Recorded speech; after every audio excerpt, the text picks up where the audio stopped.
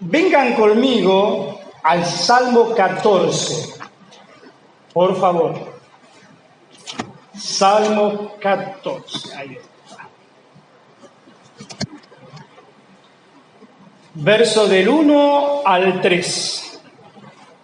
Salmo 14, verso del 1 al 3. Dice así: dice el necio en su corazón, no hay Dios. Se han corrompido, hacen obras abominables. No hay quien haga el bien. Les dije que era fuerte el tema. Sí, el verso 2 dice: Jehová miró desde los cielos sobre los hijos de los hombres para ver si había algún entendido que buscara a Dios. Todos se desviaron, a una se han corrompido. No hay quien haga lo bueno, no hay ni siquiera uno. Oramos. Señor, tu palabra es como espada de doble filo. Señor, como decía nuestro hermano Jero, danos humildad para aceptarla. Señor, que nuestros argumentos mentales no divaguen, no digan, en esta iglesia se habla muy duro, son legalistas, no tienen amor.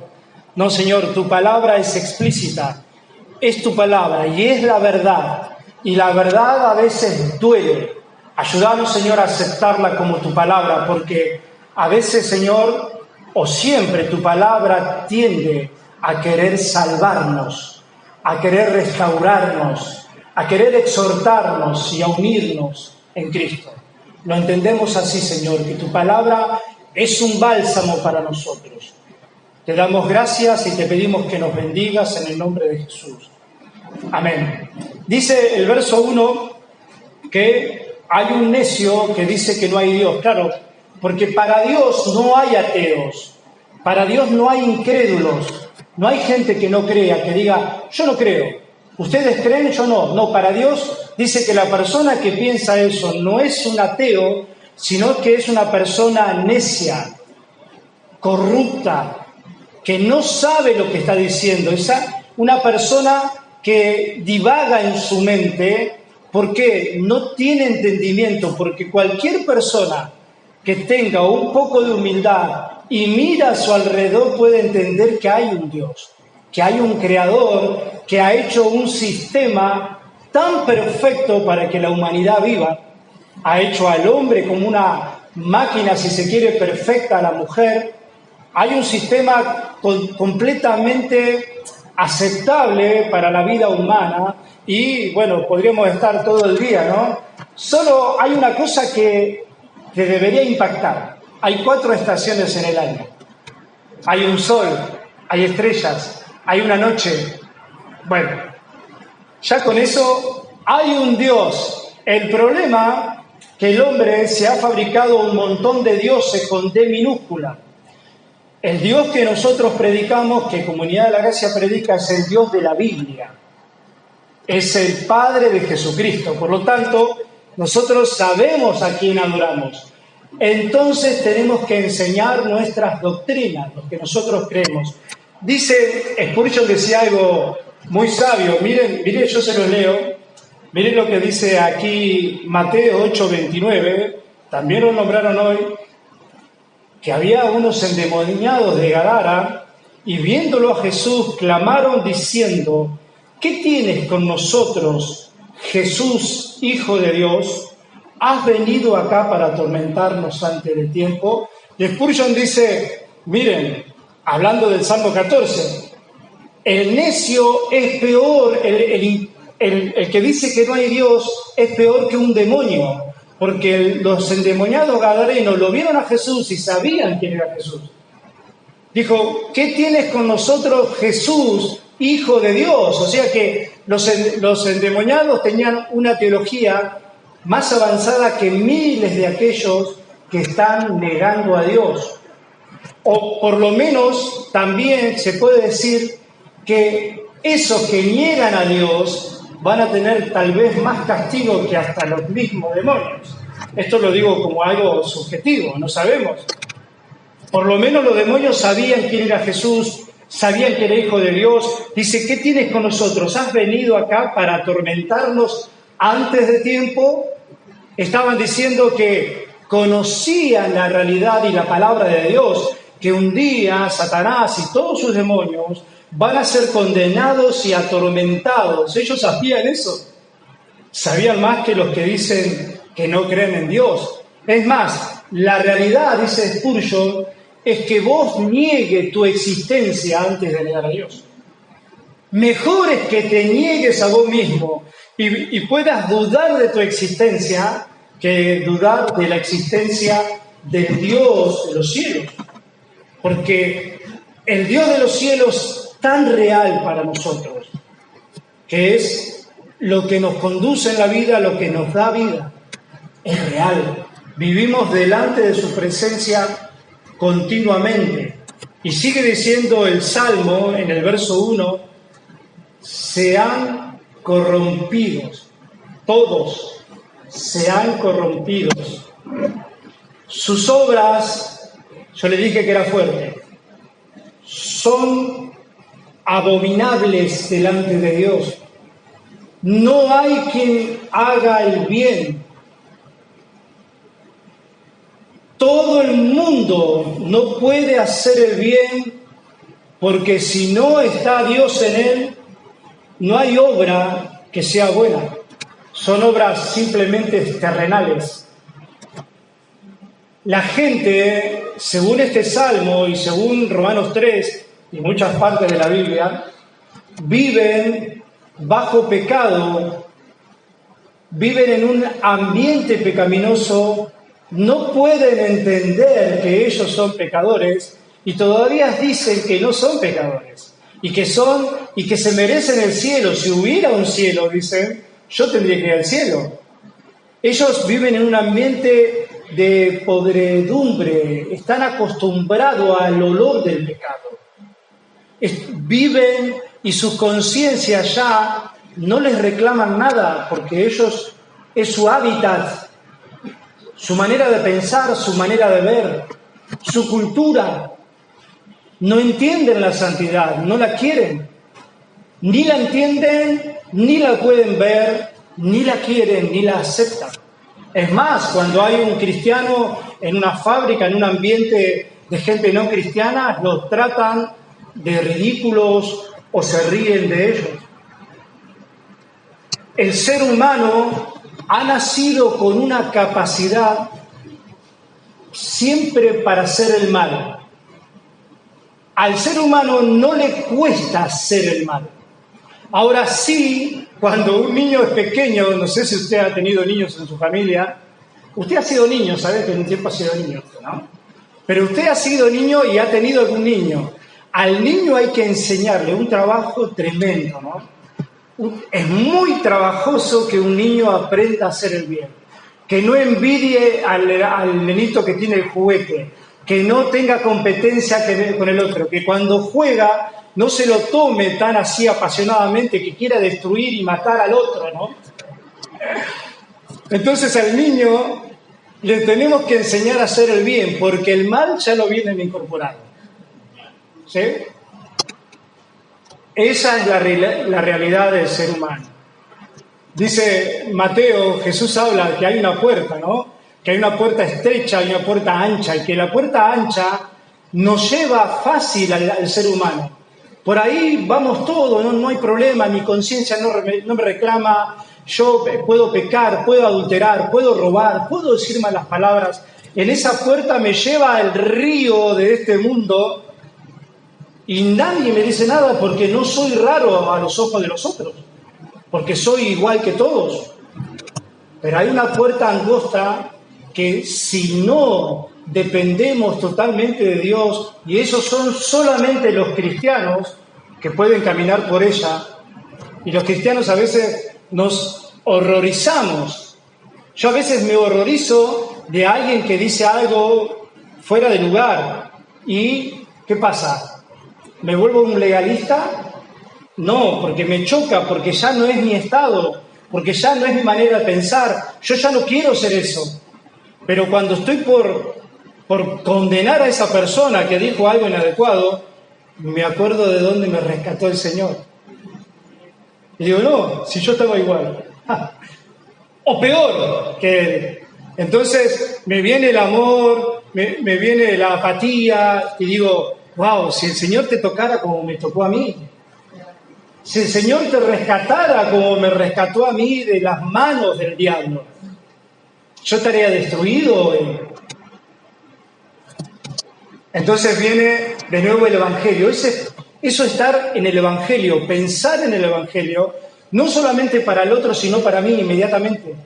Yo tengo que pensar en mí, en el Evangelio continuamente, me debo predicar el Evangelio continuamente, porque si no hago eso, si no recuerdo que nuestro Señor Santo Ser tuvo que morir por mí, mi mente se vuelve legalista, mi corazón, y me ataca el síndrome farisaico, y soy un cristiano que condena continuamente. Y después te acusan que no tenés amor, y a veces lo hacen con razón. No tenemos que flaquear en eso, ¿no? Así que, a veces, hermanos, las mejores obras, nos pasó el otro día, con Sandra y unos hermanos que iban con nosotros, encontramos un celular en la calle. Yo lo encontré, hermano. Ellos no lo vieron, yo lo vi. Sí, un hermano lo levantó. Entonces salimos, fuimos a llevar a los hermanos. Cuando salimos, esperamos el llamado, manejando. Llamaron inmediatamente, atiende mi esposa y dice, ¡ay, qué alegría! La persona que había encontrado el celular, un amigo de esa chica que había llamado al celular, del cual lo perdió. No sé si me entendieron, ni yo me entendí, pero bueno. La cuestión es que ahí vino la lucha. Usted tiene que tener la mente encendida, no la apague. Hasta cuando duerme, no sueñe, no sueñe legalismo, no sueñe orgullo. Entonces la mente de Marcelo dice, bueno, ahora me van a dar las gracias. ¿No? Sí, pero usted no se ría porque yo estaba luchando con eso, les digo que estaba luchando. Pero había pensamientos que me atacaban la mente.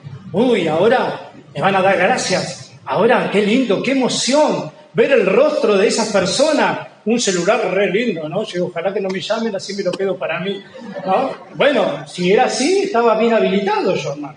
Usted se encuentra una billetera que no dice nada, con $2.000, ¿qué va a hacer? ¿Sí? Nadie le reclama, y bueno, disfrute de los $2.000, váyase a Córdoba. Hasta que la gente me los agradecía con mi esposa, pero hubo una lucha, siempre hay una lucha.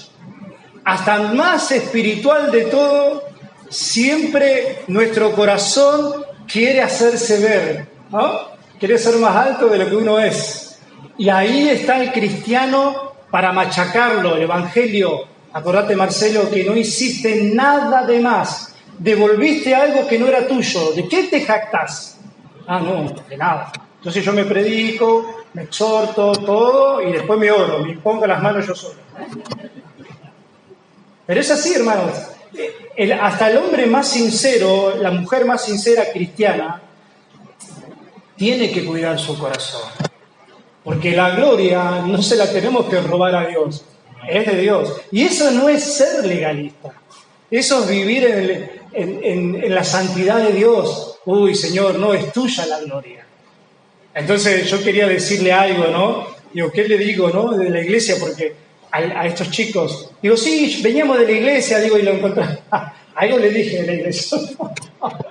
Algo les dije, no sé, Dios dirá, ¿no?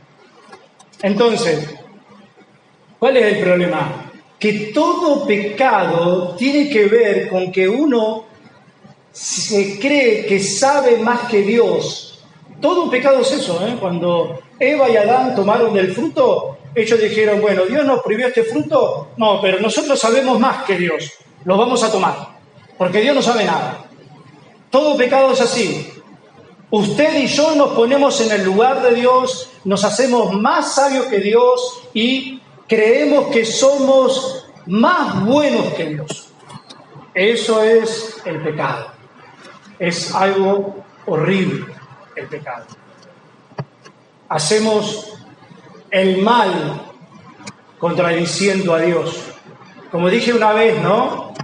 La oveja puede caer en el lodo, pero no se queda ahí. El cerdo, en cambio, se revuelca en él y lo disfruta.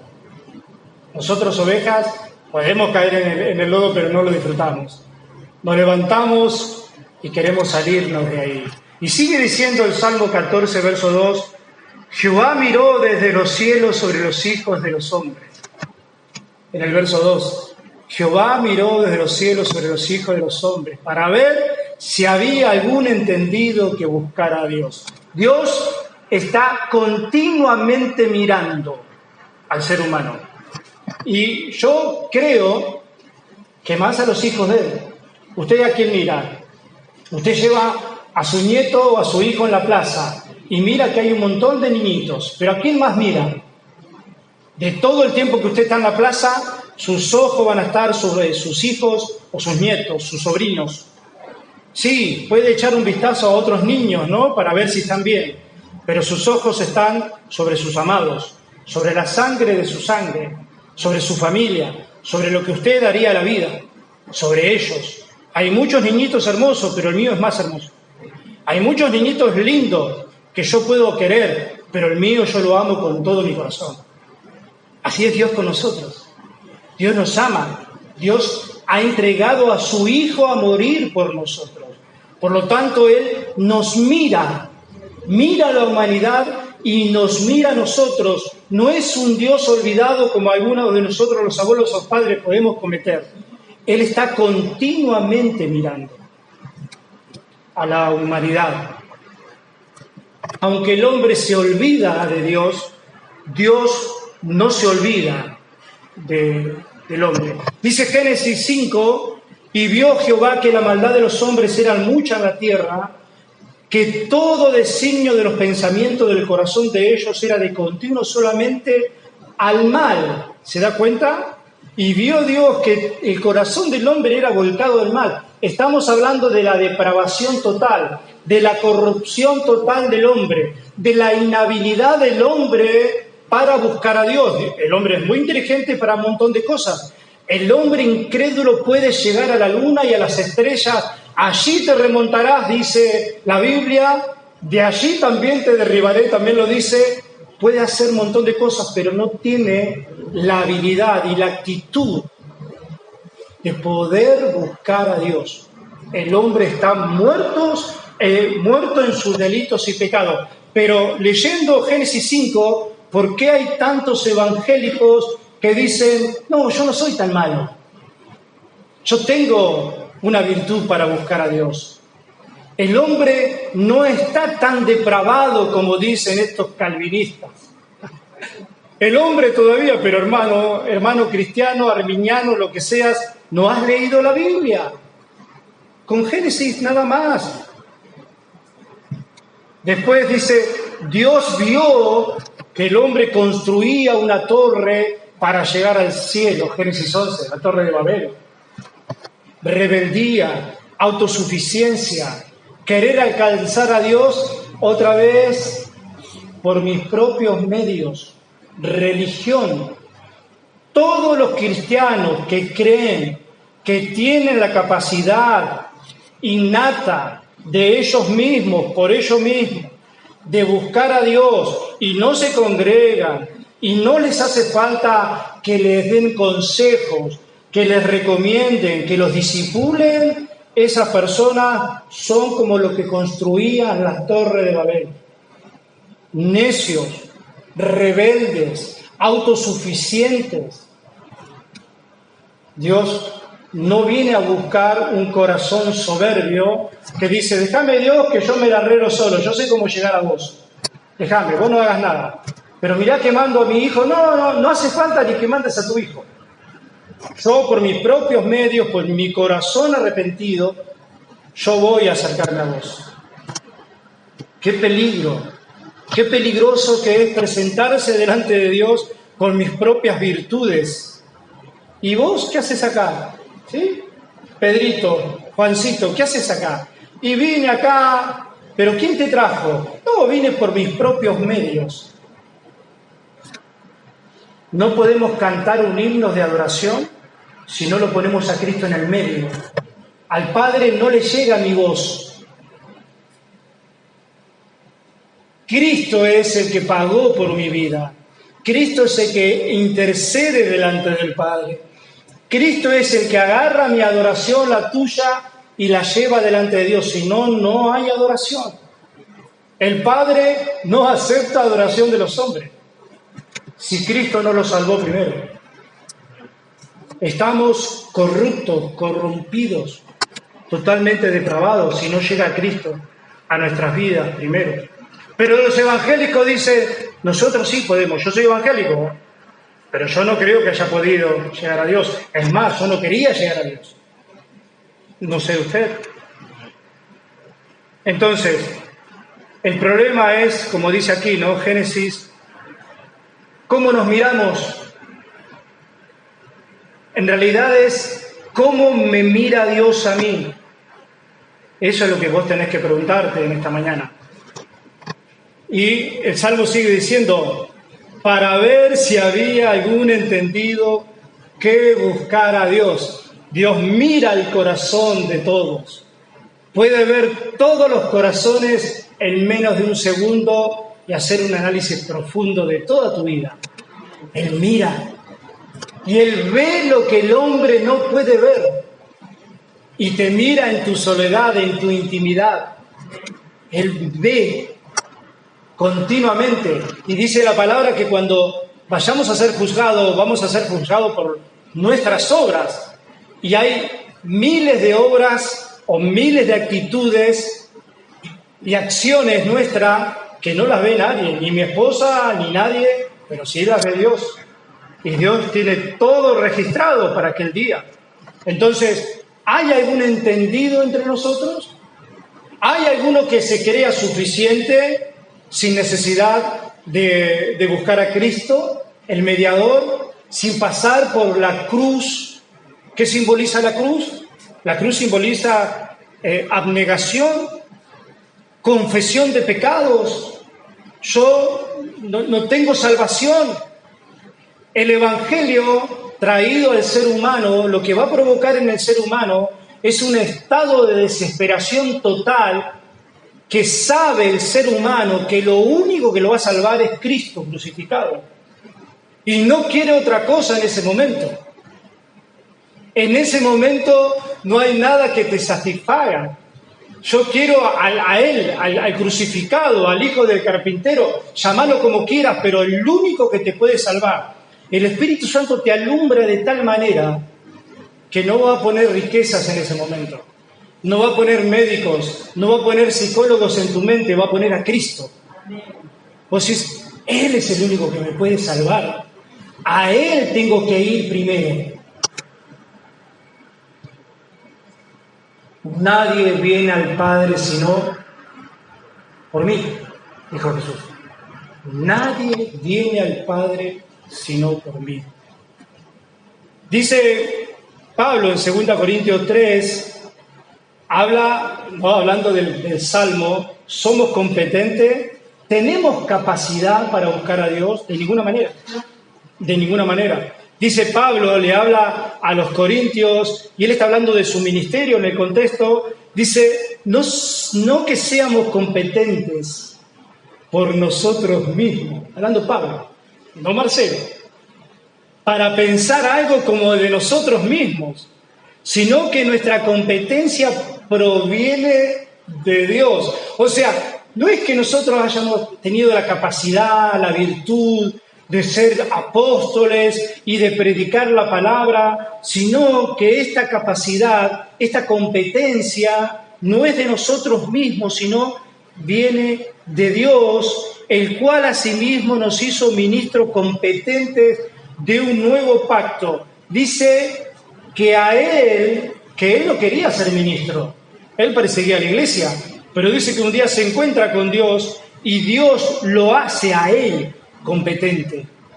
Y no solamente lo salva, sino que le da el privilegio de hacerlo ministro del nuevo pacto, del pacto del Cordero de Dios, de Cristo, que es solo por la fe en Él.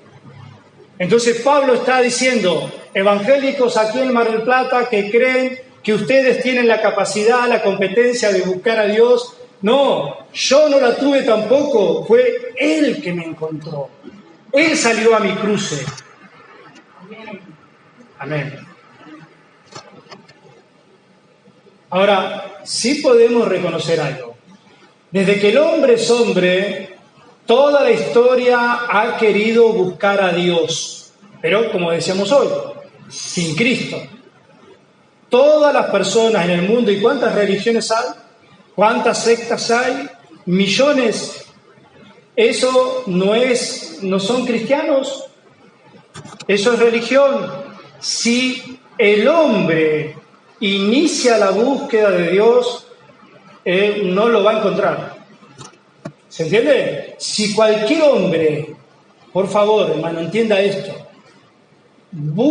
empieza la búsqueda o inicia la búsqueda de Dios, ese hombre no lo va a encontrar a Dios nunca. Se va a fabricar ídolos, va a crear en su mente ídolos, puede armar una estatua de yeso, de cemento, de madera, pero el hombre que busca individualmente a Dios nunca lo va a encontrar. Dios no se le va a manifestar, porque el hombre no tiene la capacidad. Es Dios que lo ha buscado al hombre primero, después lo vamos a ver ahora, ¿no? Dice, ningún hombre en la historia busca a Dios. Miren lo que dice Jesús en Juan 15, 16. Usted lo sabe. No me elegisteis vosotros a mí, sino yo os elegí a vosotros. ¿Se entiende? No me elegiste vosotros a mí. Nadie puede buscar a Dios si Dios no lo busca primero. Nadie. Estamos totalmente incapacitados. ¿Le cae mal la palabra depravación? Porque usted cree que la palabra depravación tiene que ver como alguien degenerado. ¿Le cae mal la palabra degenerado? Bueno, busquemos otras.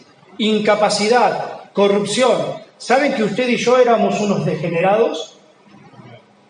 Ay, hermano, ¿quién dice que sí? No, yo no soy degenerado. ¿Vieron los conceptos de las palabras? La etimología de la palabra, me hago el profesor que no soy. Degenerado, ustedes si lo separan en sílabas, salido de la generación, fuera de la generación de Dios. Eso era un degenerado.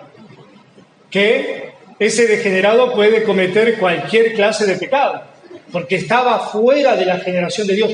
Caín, Dios le tuvo que poner una marca. Este era un degenerado. Sus hijos, los hijos de Caín, una dinastía, ¿no?, de Caín. Por eso después nació el que suplantaba a Abel, ¿no? ¿Quién era? Set. Era de la línea, del linaje de Abel, del remanente que Dios siempre tuvo, de la casa de Dios, no de la esclava, dice más adelante, ¿no?, sino de la libre, de Sara, descendencia de Sara, de la gracia, no de la esclava. Son siempre dos. Para Dios no hay 3 personas en el mundo, 4. Hay 2 clases de personas. Se va a cometer, si yo logro que vos en esta mañana pienses y por lo menos vea de qué lugar estás. Para Dios está el creyente regenerado, si se quiere, le agregamos, y el religioso o el ateo, lo mismo, ¿no? ¿De qué lado vas a estar? ¿De qué lado estás? Es bueno que sepas, porque pronto vas a enfrentar una eternidad solito. No vas ni tu mamá, ni tu papá, no va a haber nadie, ni el presidente, ni el pastor. Pronto vas a enfrentar una eternidad. Y nosotros, si estamos incapacitados aquí, somos como un pez muerto. El pez muerto no lucha contra la corriente, sino que se deja llevar, pues está muerto. Así es el pecador. No lucha contra el pecado de este mundo hasta que Dios lo encuentra y Dios lo regenera y lo resucita. Ahí comienza el cristiano o la persona a luchar y a darse cuenta que está en un mundo pecador y a entender su pecado. Por eso, no me elegiste vosotros a mí, sino que yo os he elegido a vosotros. Y si entendemos al revés, hay peligros. Hay peligros. Dios vio tu pecado, por eso te buscó. No eras inocente, eras injusto delante de Dios. La palabra injusto viene de ser culpable delante de Dios. Entonces, peligro número 1 de creernos que tenemos capacidad nata o innata, virtud de poder buscar a Dios. Peligro, minimiza la soberanía de Dios. Todo el evangélico cristiano, y esto lo estoy grabando, si cree que ellos tienen algún poquito de fe, así como un grano de mostaza, algo está siendo y está degradando a Dios y su soberanía. Si Dios no es 100% soberano, no es Dios. Ellos están diciendo, no, yo también cuando me salvé tuve que poner de lo mío. Entonces la salvación no es solo del Señor, como anoche cantaban las hermanas allá en la casa de la familia Gómez. La salvación es del Señor, decía. Dios es soberanamente eterno y completo. Su salvación es solamente de Él. Peligro número 2. Si creemos que tenemos capacidad, le damos el lugar al orgullo espiritual.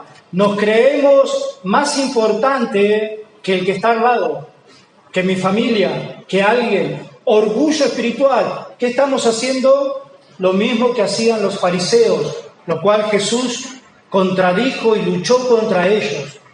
Nos creemos que por nuestras acciones o nuestras obras nos merecemos la salvación. Porque básicamente es eso.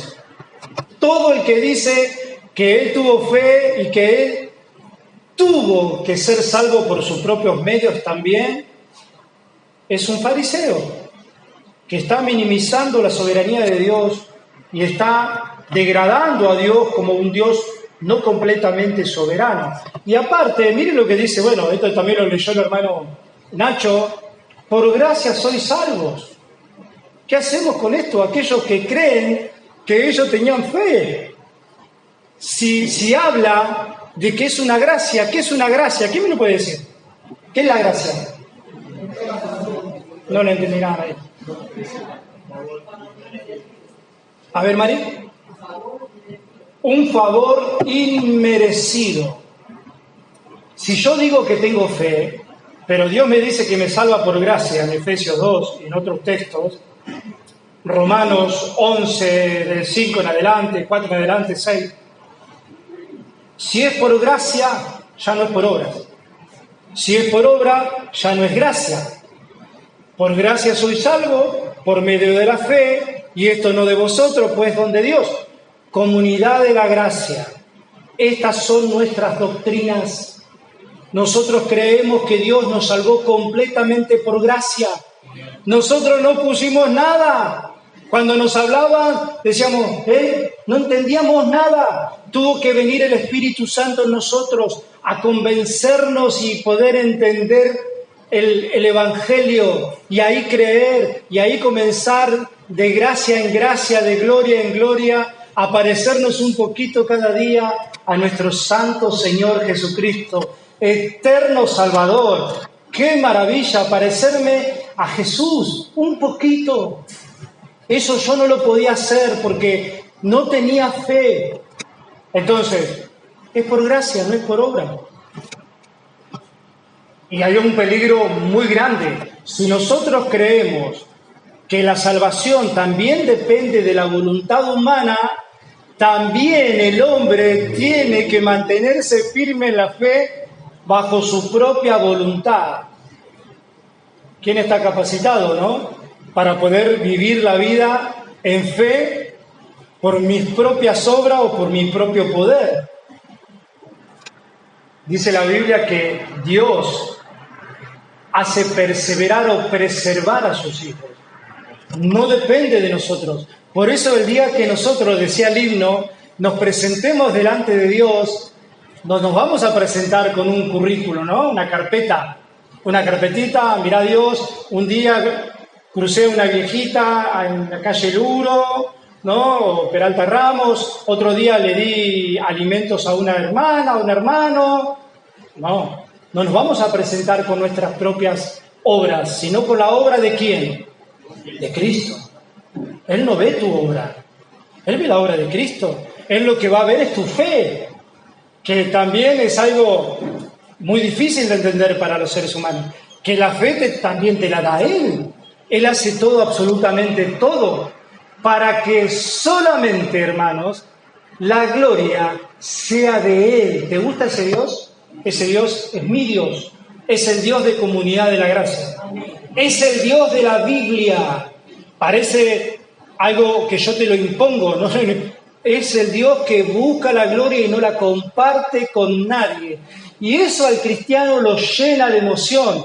Qué lindo que mi Dios no comparte la gloria con nadie.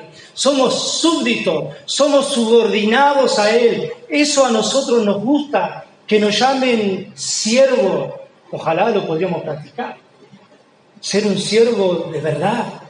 Señor, ojalá yo pudiera lavarte los pies, enjugarte los pies como esa mujer de mala vida. Ojalá yo pudiera, Señor, que de mí salga una devoción, una adoración.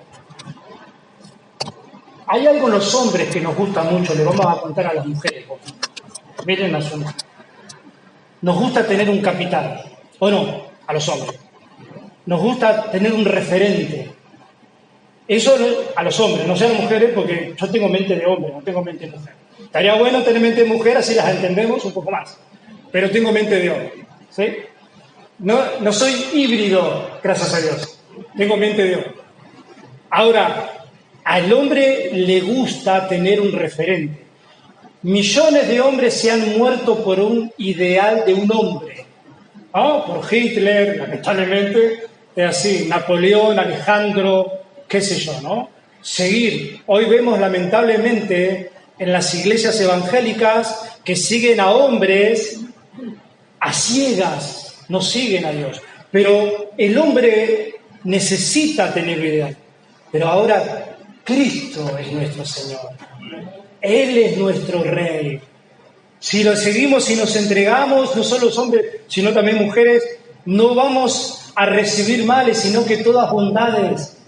Por Él nosotros tenemos que rendirnos completamente, no tener miedo para nada. Dice Juan, y hablando, ¿no?, de la dependencia de Dios que nosotros tenemos que tener, dice, miren comunidad de la gracia lo que dice, y hermanos que nos visitan.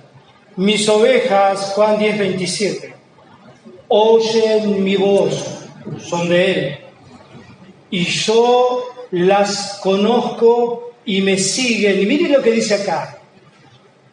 Y ellas tienen vida propia. No dice eso. No dicen ellas tienen vida propia. Dice, y yo les doy vida eterna. Y añade, y no perecerán jamás. Esto para vos, en esta mañana. No perecerán jamás, y para mí, ni nadie las va a arrebatar de mi mano. ¿Crees en la seguridad de la salvación? Si confías en tus propias obras, no vas a ir ni a la esquina, pero si crees que las obras y la virtud viene de Cristo y solamente te apoyas en Él, nadie te va a poder arrebatar de la mano de Dios. ¿Por qué nadie te va a poder arrebatar? Miren lo que dice. Mi Padre que me las dio es mayor que todos, y nadie las puede arrebatar de la mano de mi Padre, y yo y el Padre uno somos. O sea, vieron que los evangélicos por muchos años, en mi caso, no sé el suyo, le hemos dado a Satanás un poder igual a Dios. Acá dice, mi Padre que me las dio es mayor que todos, y nadie las puede arrebatar de las manos de mi Padre. Estás en tu casa a 2 de la mañana, se escuchan ruido, te tironean la frazada, te agarran el dedo gordo de la pata, te lo tironean, y vos haces un escándalo tremendo, no sé, que te vas a morir, pero si el Padre es mayor que todos. Sí, Marcelo, pero los demonios de esta casa, pero si el Padre es mayor que todos, si el Hijo murió por vos, ¿de quién te vas a atemorizar? ¿Qué hueste espiritual? ¿Qué ángel te puede atemorizar? ¿Qué ángel de maldad? ¿Qué cosa sobrenatural? ¿Qué guerra física te puede? ¿Qué enfermedad te puede atemorizar? Si el Padre es mayor. Suponete que alguien se enferma y tenés miedo que se muera. El Padre es mayor. Pero se murió. El Padre sigue siendo mayor. Está en su soberanía, está en su potestad. Entonces, como el Padre es mayor, yo me rindo al Padre, aunque las circunstancias de ese momento me lleven a derramar lágrimas por mi familiar o por mí mismo. El Padre es mayor. Entonces yo estoy viendo a Dios continuamente. Hermanos, tengo que acelerar un poquito. Peligro 3, convierte la gracia en mérito. El orgullo espiritual, creer que tenemos capacidad, lo que es una bondad de Dios, nosotros lo convertimos en mérito. ¿No? ¿Cuántos hombres han escuchado ustedes y yo decir, miren, todo esto lo hizo mi padre, mis abuelos vinieron de Italia, de España, de Alemania, miren, todo esto lo hizo? Los cristianos decimos, si Dios no hubiese estado, si Dios no hubiese permitido, ni tu padre, ni vos, ni yo, hacemos nada. Entonces, convertir la gracia en un mérito personal es un pecado aberrante. Es más, un pecado imperdonable. La blasfemia contra el Espíritu es decir, sí, soy cristiano, pero me salvé por mis propios medios también.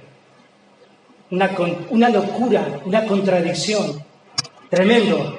Es imposible convertir la gracia en un mérito personal. Es un peligro.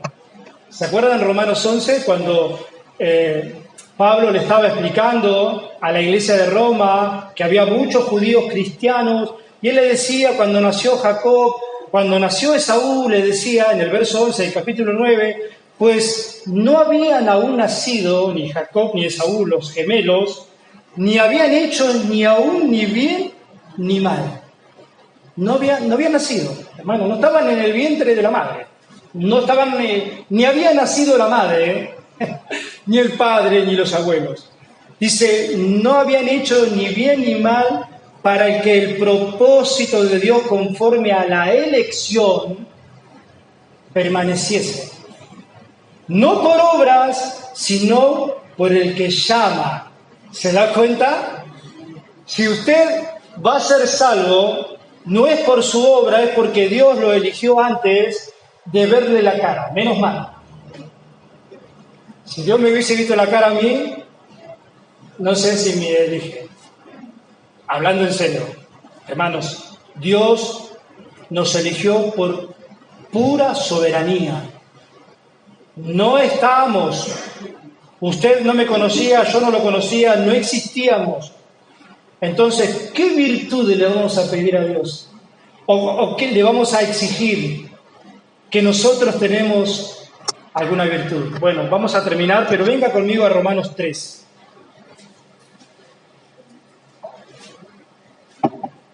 Verso 9 al 12.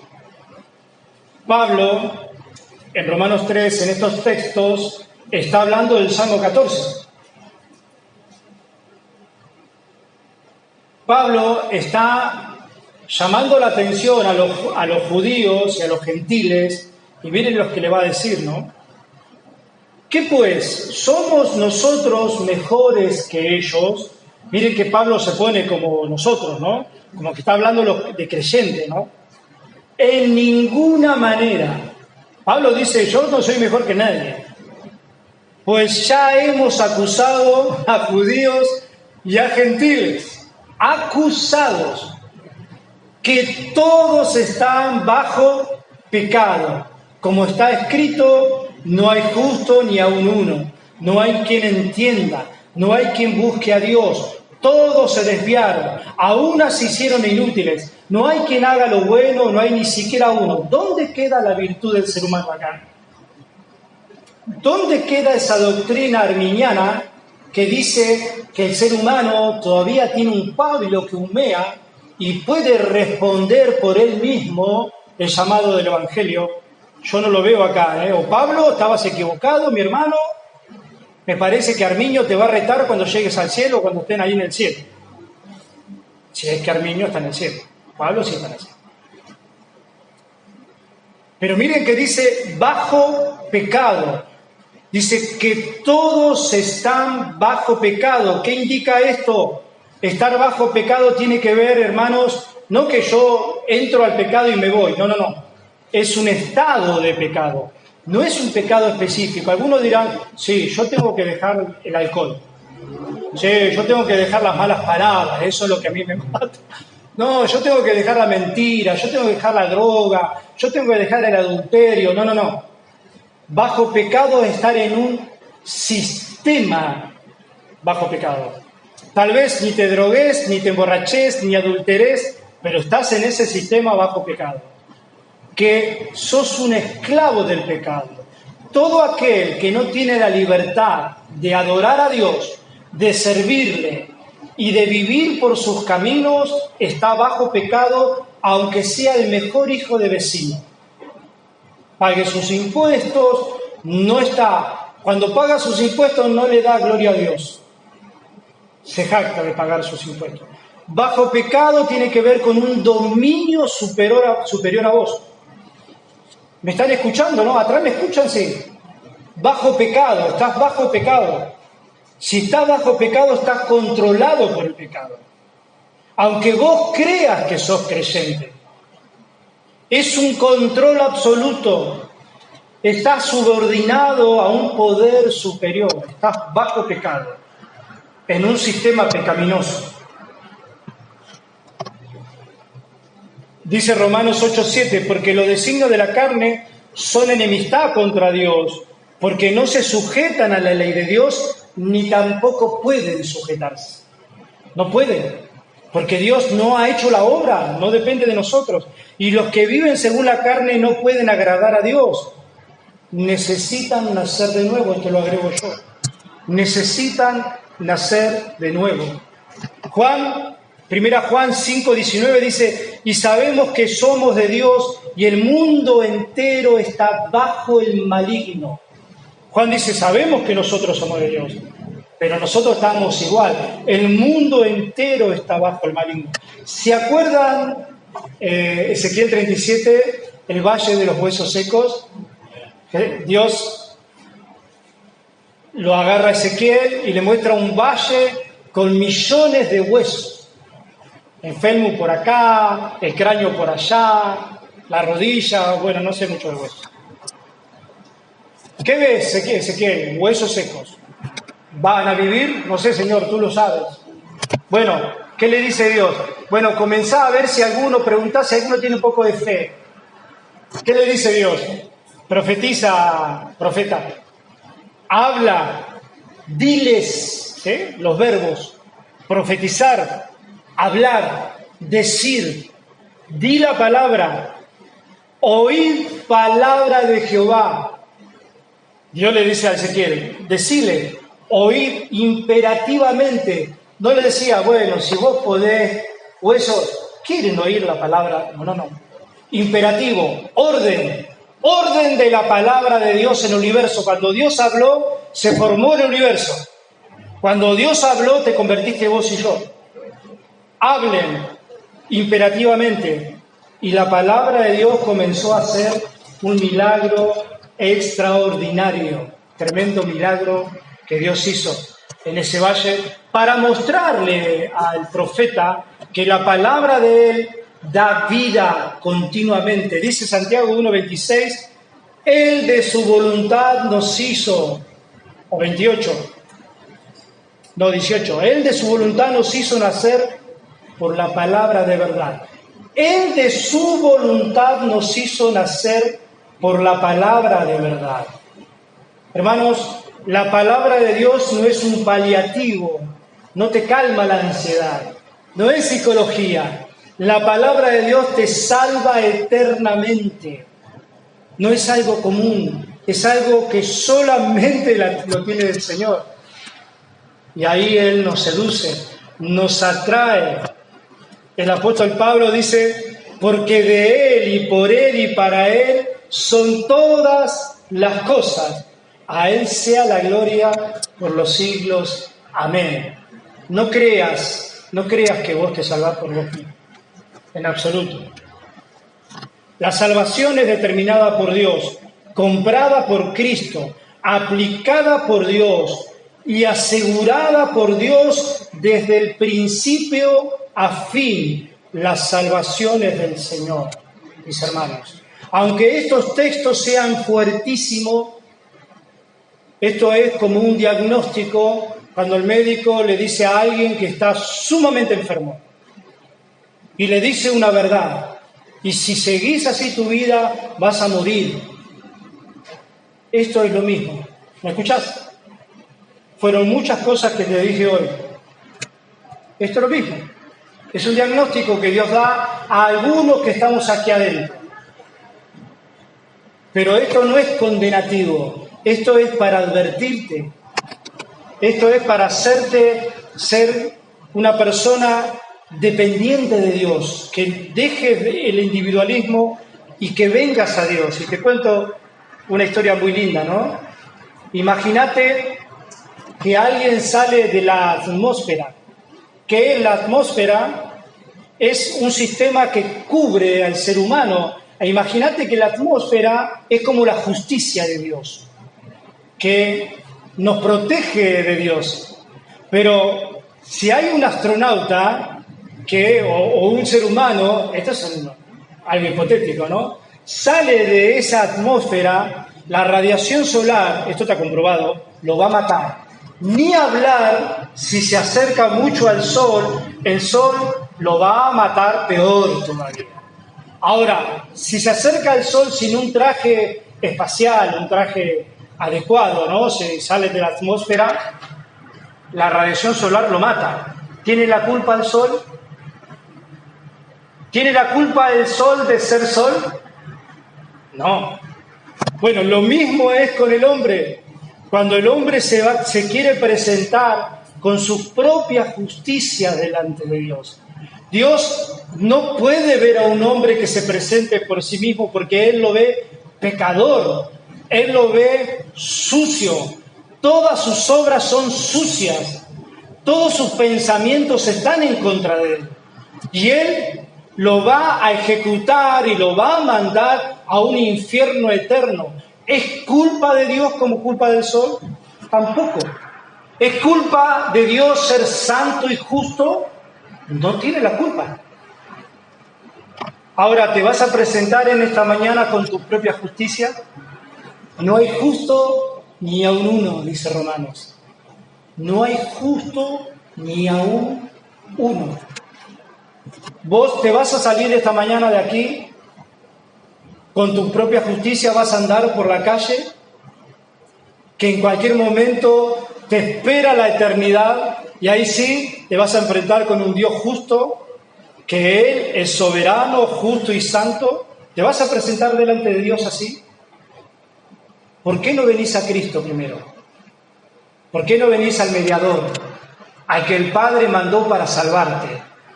¿Y por qué no crees en Él? ¿Qué hay que hacer? Creer. ¿Pero cómo? Creer creyendo. Mirá lo que hizo. Él vino a morir por tu pecado. Derramó su sangre por tu pecado. Él pagó la culpa que el Padre castigó. Y en esa fe, Él puede ser tu sustituto.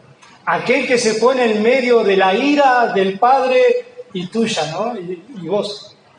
Aquel que recibe el castigo que vos y yo merecíamos. ¿Por qué no crees en Cristo? No hay que hacer nada más que creer. Te dejo un texto último, 2 Corintios 5:21, y escuchá bien porque puede ser tu última esperanza. Y no importa si sos miembro, si no sos miembro, escuchá, 2 Corintios 5:21. al que no conoció pecado, por nosotros lo hizo pecado, para que nosotros fuésemos hechos justicia de Dios en Él. ¡Qué maravilla! Él pagó nuestras culpas. Vos tenés que creer en Él. Nada más que eso, creer. El Espíritu Santo hace el resto.